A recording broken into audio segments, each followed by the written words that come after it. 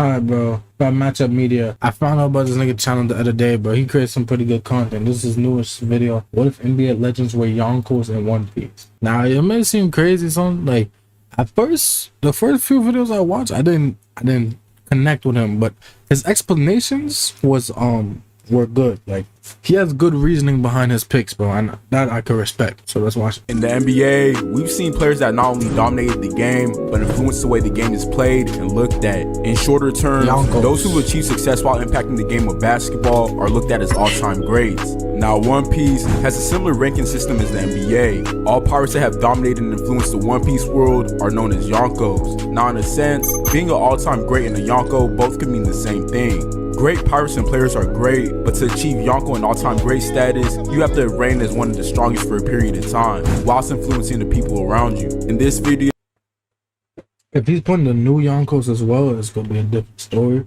Because then you got Luffy, Useless Kid, was Law a Yonko? I don't remember if Law's a Yonko. You got Buggy and Blackbeard. But then, so you got Shanks, Whitebeard, Goldie Roger, Big Mom, Kaido, Luffy, Useless Kid, Buggy, Blackbeard. Is he gonna use all 9 of them? I'm not sure. I'll be giving NBA greats a One Piece Yonko comparison based off their journey, skill, influence, and personality. Now, if you want to make this video more fun, comment down below what Yonko fits each player before each comparison. If you like this video and want more videos like these, please get this video to at least 100 likes. So, okay, why they got LeBron on his white beard off real? They put MJ, Goldie Roger, and Steph as Shanks. I could see, so I was gonna say MJ right now because Michael D. Jordan is crazy. I can see MJ right now because just for the fact MJ's Goldie Roger, like, nigga, like, I don't want to do this shit anymore type shit. When I do want to do it, I dominate. Like, Curry's one player that we could look at, and I'll admit that he single-handedly influenced the way basketball is being played. With not being abnormally tall or possessing a crazy athletic ability, he's shown everyone that despite these things, he's still one of the greatest players to ever touch a basketball. Because of Curry, almost every player in the NBA needs to know how to knock down a shot from 3. Now, with Curry's ability to show everyone you don't need crazy height or athleticism to dominate, he's influenced and motivated a whole generation of basketball players. But in my opinion, the one thing that makes Curry stand out from other great players is his ability I think I see where he's going. Don't need height and crazy athleticism. Shanks doesn't have a devil fruit nor an arm. To stay on top and stay humble. He isn't a great that goes out his way to talk crazy about his game. He's a player who lets his play do all the talking. This is one of the main reasons why he's one of the most respected and feared players of all time. Now, in my opinion, the same way Curry changed and influenced the basketball world perfectly fits the way Shanks has influenced the One Piece world. Now, Shanks is one of the characters we don't see too much in the show, but when we do see him, he's playing a role in a major event. Although Shanks has reputation and skill, he's by far one of the more humble pirates in One Piece. Much like Curry, he doesn't really do too much bragging and boasting about his strength. When the time comes, Shanks has no problem demonstrating how strong he is in battle. With him also not being the most physically threatening pirate, and him, to our knowledge, not possessing any devil fruits, reminds me of how Curry doesn't possess any crazy size or athleticism, but is still able to be in the conversation as one of the best ever played. With both being one of the most important figures in their profession, it only makes sense for Curry to fit Shanks. Now, much like Shanks, Curry isn't the only player who's dominated and influenced the game. Now, we all know Shaq to be easily the most dominant big of all time. Ooh. Shaq has to be Kaido. Shaq has to be Kaido. Just because I'm going based on the fact Whitebeard and Goldie Roger are already taken, Shaq has to be Kaido. In terms of physicality, with him utilizing not only his size but freakish strength in the post, he was pretty much able to bang out with every big freakish strength. This is part of the reason why he was so unstoppable. It was due to the fact that nobody could outmuscle him. But another reason why he was so unstoppable is because to match his size, Shaq had surprising speed. With him being an all-around physical specimen, there wasn't really any other big in the NBA who could really overpower him. But personality-wise, as we see quite often, Shaq isn't really the type to show love to other young big men coming up. This is his 7th, 8th year, and I'm disappointed that he doesn't have a go-to move to where he can score every time. But I want you to hear from me first. I thought that SGA should have been the MVP. That's As cool as a person Shaq is, there's been stories that at times he could be a bit of a selfish person. So with factoring his power and personality on the competitive end, the only Yonko that I feel fits Shaq perfectly is none other than Kaido. Yes, sir. Kaido, as we see in the show, is easily one of the most physically dominant pirates in One Piece, which being classified as the world's strongest creature in the show only makes sense to why him and Shaq skill-wise fit perfectly. Plus, with not being able to even inflict self-imposed injuries on himself in terms of brute strength and toughness, not many pirates in the show are touching him. With him being so dominant and powerful, much like Shaq, Kaido doesn't really show much respect or concerns for those coming for his spot. But the last thing that ties these two together is that their sole purpose in battle is to embarrass their opposition. But I'd be lying to you if I said Shaq and Kaido were the only selfish and dominant people in their world. Kevin Durant is easily probably one of the most notorious greats in NBA history. Despite KD possessing an all-time great skill set and being one of the best scorers of all time, his decision-making off the court is really what makes fans dislike him so much. Now, if we go back to when he was in OKC, is he go Blackbeard? Blackbeard? Blackbeard snaked Whitebeard.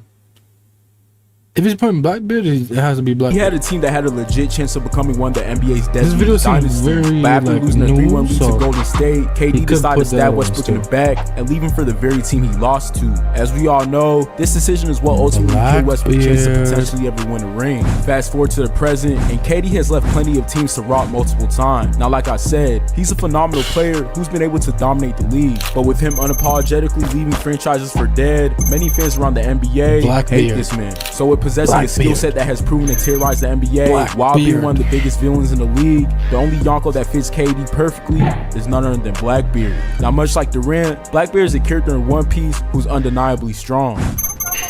Facts. He's proven to be one of the most unstoppable characters in the show, due to him having two of the most OP devil fruits in One Piece. But one of the main reasons why this comparison works so well is much like KD, Blackbeard's rise to power happened because he literally backstabbed his original crew. With taking advantage of his crew in order to assemble his own super team only fits exactly what KD did to OKC and Westbrook. If you think about it, the same reason that Blackbeard is responsible for Ace's demise is the same reason KD's responsible for Russ not ever having a chance to win a ring again. And much like how Blackbeard ultimately ended up being the Whitebeard Pirates' downfall, KD ended up being the sole reason why Bron is in the same ring convo as Jordan. Now, LeBron is a player who most can agree has reigned supreme in the NBA for quite some time, with him being in the league for a good 20 years and not just being active, but an all-star caliber player in all those years. It's safe to say that Bron in his own right is one of, if not the greatest player to ever touch the NBA. Whether it's dominating his opponents with his size, strength, or even just purely his IQ, Bron has shown that no matter what team he's on, he can legit lead any team to a championship run. Now, other people love to compare LeBron to Jordan in terms of how they compete, play, and even treat their teammates. But Bron is the polar opposite of Jordan in terms of their personality and how they treat their crew. Bron treats all his teammates like family members and makes sure they know that he has faith in them to perform even if they let him down. So due to this fact alone, I feel like LeBron's strength, skill, and even personality favors that of Whitebeard. Facts. Much like Bron, Whitebeard was one of the pirates who had an extremely long run in One Piece. Ever since he stepped into the pirate world, he's always been a step above his had an extremely long run in One Piece.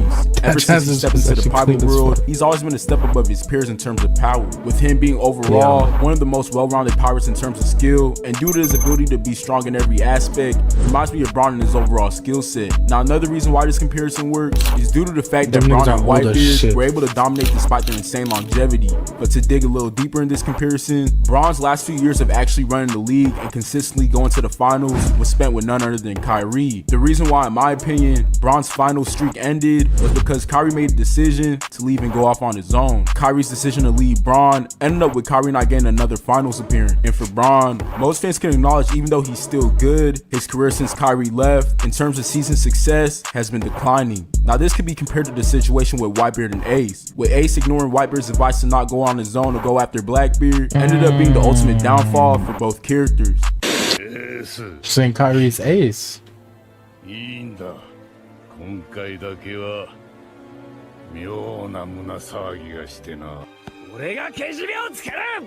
Now, the last thing that makes this comparison work is the fact that much like Bronn, Whitebeard has a serious argument for being the greatest pirate in One Piece. The only part that's stopping him from holding on to that title is Gol D. Roger. Now, in this case, Bronn is in the same case scenario as Whitebeard. They both have a serious argument to why they're the greatest ever, but much like Whitebeard, the only person that seems to be in the way of Bronn getting that title is none other than Michael Jordan.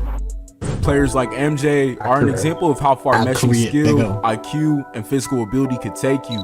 Michael Jordan is widely regarded as the greatest player of all time to many fans of the NBA, and it's not only due to the fact that he's obviously one of the best players in NBA history, but also the fact that his influence not only shifted basketball, but also the culture of the world. The way many players speak on MJ alone is a clear indication of how much aura this man has, with him being able to not only electrify the crowd through his play, but also easily dominate his competition, and with him having a perfect record in the finals and having one of the best NBA careers, Jordan inspired a whole generation of athletes growing up. His legacy was so deep that ever since he stepped off the NBA court and retired, he had the lead question if every prodigy was the next him. Not only that, but to this day, even though it's been years since he stopped playing basketball, his shoes and brand is still one of the biggest brands in the world currently. Now, not many people, better yet NBA players, has even come close to the amount of influence Jordan had on not only the game, but the world. But the one character in One Piece who does is none other than Gol D. Roger.